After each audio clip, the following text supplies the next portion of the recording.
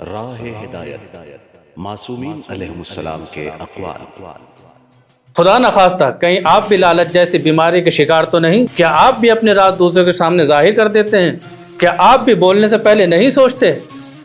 بسم اللہ الرحمن الرحیم۔ قال امیر المومنین علیہ السلام: ازرا بنفسہ من استشعر الطمع ورضیا بالذل من کشف عن ذرہ وہانت علیہ نفسہ من امر علیہ لسانہ۔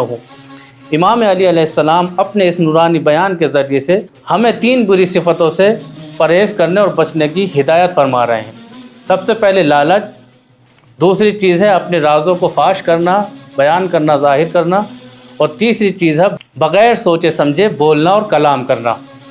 کیونکہ جو بھی انسان لالچ اور طمع کرتا ہے اور اپنے رازوں کو دوسروں کے سامنے آشکار اور ظاہر کر دیتا ہے، اور جو بغیر سوچے سمجھے بولتا ہے، وہ اپنے آپ کو اپنے معاشرے میں، اپنے سماج میں، اپنے سوسائٹی میں ذلیل و خوار اور رسوا کر لیتا ہے۔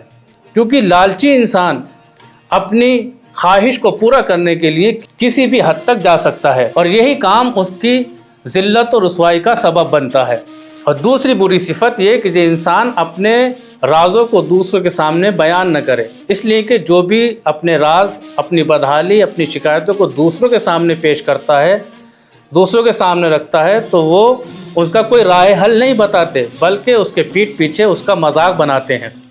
لہٰذا اگر کوئی چیز اپنے راز کو ظاہر کرنا ہے تو ایسے شخص کے سامنے ظاہر کیجیے جو آپ کی مشکل کا کوئی راہ حل بھی بتائے۔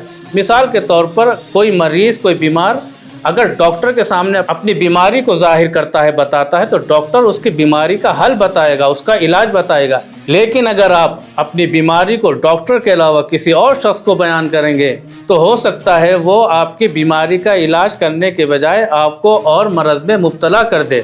اور تیسری بری صفت جس سے امام نے ہمیں منع فرمایا ہے، روکا ہے، وہ ہے بغیر سوچے سمجھے تکلم کرنا اور بولنا۔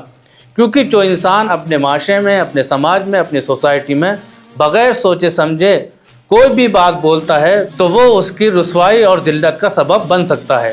لہٰذا نہ ہمیں لالچ کرنا چاہیے اور نہ ہمیں اپنے راز کو ایسے شخص کے سامنے بیان کرنا چاہیے جو ہماری کوئی مشکل کو حل نہیں کر سکتا، اور نہ بغیر سوچے سمجھے تکلم کرنا چاہیے۔ ہمیں لالچ کرنا چاہیے اور نہ ہمیں اپنے راز کو ایسے شخص کے سامنے بیان کرنا چاہیے جو ہماری کوئی مشکل کو حل نہیں کر سکتا، اور نہ بغیر سوچے سمجھے تکلم کرنا چاہیے۔